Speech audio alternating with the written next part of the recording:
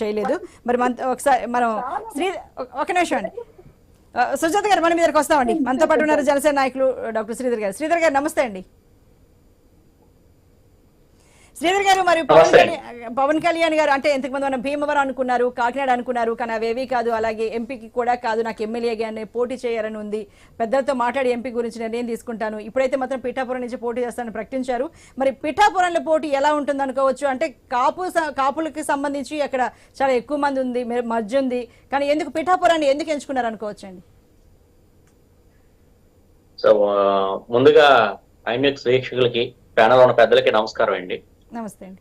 ఇది యాక్చువల్ గా చాలా మంది అపోహపడేది ఏంటంటే పిఠాపురాన్ని కొంచెం ఎక్కువ మంది కాపులు ఉన్నారు, అందుకనే సేఫ్ జోన్ గా పవన్ కళ్యాణ్ ఎంచుకున్నారు అని చెప్పేసి చాలా మంది అంటారండి. అవునండి, గతంలో కూడా నేను చాలా డిబేట్స్ లో చెప్పాను, కాపు కులం అన్నది ఏ పార్టీకి కూడా కొమ్ము కాయదండి ఫస్ట్ థింగ్. అదే విధంగా జనసేన పార్టీ అన్నది ఒక కులానికి చెందిన పార్టీ కూడా కాదు. సో ప్రొఫెషన్ అది నాకు పొద్దునంతా అదేనండి. అదే యాక్చువల్ గా మేము గతంలో కూడా పవన్ కళ్యాణ్ గారు 2019లో కూడా ఆయన నేను పిఠాపురంలో దత్తుడు అనుగ్రహం ఉంటే పిఠాపురం నియోజకవర్గం నుంచి పోటీ చేస్తానన్నారు. ఎందుకంటే ప్రజారాజ్యం టైం నుంచి కూడా పిఠాపురం ఒక మెగా ఫ్యామిలీకి అయిన జనసేన పార్టీకి కూడా చాలా మంచి నియోజకవర్గం అండి. ఇక్కడ కాపులతో పాటుగా జనసేన పార్టీ బీసీలు, మత్స్యకారులు అండి, ఎస్పెషల్లీ మత్స్యకారులు కూడా చాలా ఎక్కువ మంది ఉంటారు. ఎస్సీ ఈ కులాలు కూడా చాలా ఎక్కువగా ఉంటారండి ఇక్కడ.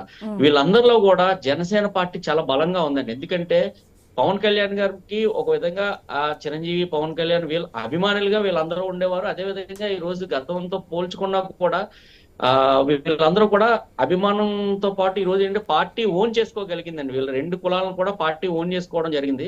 దానివల్ల యాక్చువల్ మీరు గమనిస్తే పిఠాపురాన్ని కేవలం పవన్ కళ్యాణ్ గారు సునాయాసంగా గెలవడం కాదండి, మెజారిటీ కూడా చాలా అద్భుతమైన మెజారిటీతో గెలుస్తారండి పిఠాపురం అన్నది. ఇది ఇక్కడ చూస్ చేసుకోవడం ఆయన గెలుపు కోసం చూస్ చేసుకోలేదండి. ఎక్కడైతే ఇప్పుడు ఈస్ట్ గోదావరి, వెస్ట్ గోదావరి రెండు గోదావరి జిల్లాల్లో చాలా బలంగా ఉందండి జనసేన పార్టీ. ఎప్పుడైతే కూటమి కట్టిందో ఆటోమేటిక్ గా ఇంచుమించు ఈ 36 నియోజకవర్గాలు వస్తాయని క్వీన్స్ తీపోయే అవకాశం కూడా చాలా ఎక్కువ ఉందండి ఇక్కడ. ఇప్పుడు పిఠాపురం నుంచి పోటీ చేయడం వల్ల ఏమైందంటే ఈ జిల్లాలో ఎస్పెషల్లీ తూర్పు గోదావరి జిల్లాలో నెంబర్ ఆఫ్ సీట్స్ డెఫినెట్ గా పెరుగుతాయండి. అదే విధంగా దీని ఎఫెక్ట్ మనకి పక్కనున్న విశాఖ జిల్లా, అదే విధంగా పశ్చిమ గోదావరి జిల్లాలో కూడా బాగా ఎక్కువగా ఉంటుంది. దానివల్ల ఏంటంటే నెంబర్ ఆఫ్ సీట్స్ కూడా పెరిగే అవకాశం ఉంటుందండి పవన్ కళ్యాణ్ గారు ఇక్కడ పోటీ చేయడం వల్ల. అదే విధంగా ఇంచుమించు దాదాపుగా ఇందాక ప్రత్యర్థుల విషయానికి వస్తే అంటే ప్రస్తుతానికి ప్రధానంగా మనకి వైసీపీ వారు ఇక్కడ ఉంటారు కాబట్టి ఇప్పుడు వంగ గీత గారిని ఇన్ఛార్జ్ కింద వేస్తున్నారు. అదే విధంగా ముద్రగడ పద్మనాభం గారు కూడా రేపు ఎప్పుడో పార్టీలో జాయిన్ అవుతారండి.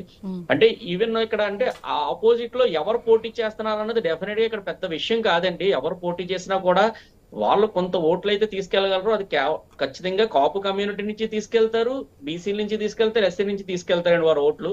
కానీ మెజారిటీ ఓట్లు మాత్రం జనసేన, తెలుగుదేశం, బీజేపీ ఈ ఏదైతే కూటమి అభ్యర్థి ఉందో వాళ్ళు తీసుకెళ్లే అవకాశం ఉంది. అందులో పవన్ కళ్యాణ్ అనుభూతిలో డెఫినెట్ గా 20% ఆఫ్ ఓటేజ్ ఎక్కువ తీసుకుంటారండి. అంటే ఇప్పుడు నార్మల్ క్యాండిడేట్స్ కి ఇక్కడ పోటీ చేయడం కన్నా పవన్ కళ్యాణ్ గారు పోటీ చేస్తే ఆటోమేటిక్ గా తెలియదు ఏముందంటే నియోజకవర్గంలో ఒక పార్టీ అధినేత, ఖచ్చితంగా ఆయన ఒక ముఖ్యమంత్రి అభ్యర్థి, ఇటువంటి వ్యక్తులు పోటీ చేసినప్పుడు ఖచ్చితంగా ఓటింగ్ పర్సంటేజ్ పెరుగుతుంది. అదేవిధంగా ద పర్సెంట్ ఆఫ్ ఓట్ ఏదైతే పార్టీ తీసుకుంటుందో అది కూడా ఖచ్చితంగా పవన్ కళ్యాణ్ గారు పెరుగుతుందండి. ఓకే, రైట్ అండి.